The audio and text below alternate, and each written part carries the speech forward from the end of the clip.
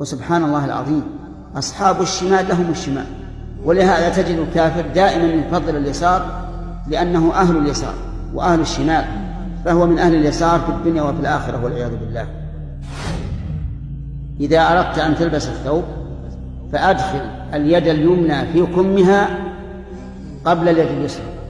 في السراويل أدخل الرجل اليمنى في كمها قبل أن تدخل الرجل اليسرى. في النعل البس الرجل اليمنى أدخلها في النعل قبل اليسرى.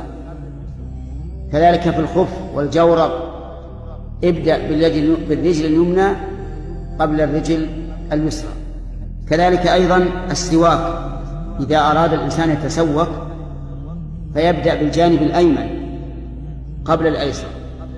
وكذلك الاكتحال يبدأ بالعين اليمنى قبل اليسرى. كذلك تقليم الأظفار يبدأ بالأيمن قبل الأيسر، فيبدأ مثلا في اليمنى بالخنصر ثم البنصر ثم الوسطى ثم السبابة ثم الإبهام. وفي اليد اليسرى يبدأ بتقليم الإبهام ثم السبابة ثم الوسطى ثم البنصر ثم الخنصر. ويبدأ أيضا باليد اليمنى في تقليم أظافرها قبل اليد اليسرى.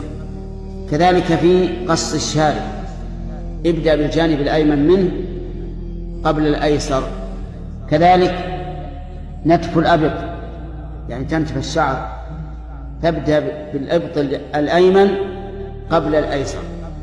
وكذلك في الحلق، حلق الرأس ابدأ بالجانب الأيمن من الرأس قبل الأيسر. كذلك الأخذ والإعطاء، يعني إذا أردت أن تناول صاحبك شيئا فناوله باليمنى، وإذا أردت أن تأخذ منه شيئا ناولك إياه فخذه باليمنى. هذه أخلاق الإسلام، لأن الغربيين الكفرة يقدمون اليسار على اليمين، فالأول على هدي النبي والثاني على هدي الشيطان. وهل يرضى أحد من الناس أن يتبع هدي الشيطان عن هدي محمد صلى الله عليه وسلم؟ لا أحد يريد ذلك أبدا.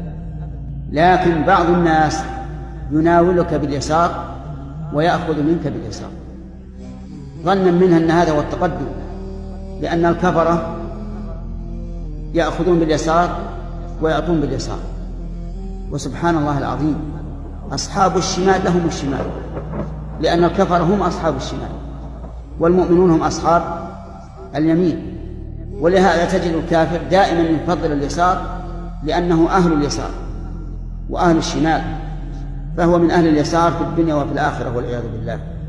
إذن كل هذه الأمور ابدأ فيها باليمين، وكذلك غيرها مما يقصد به التكريم.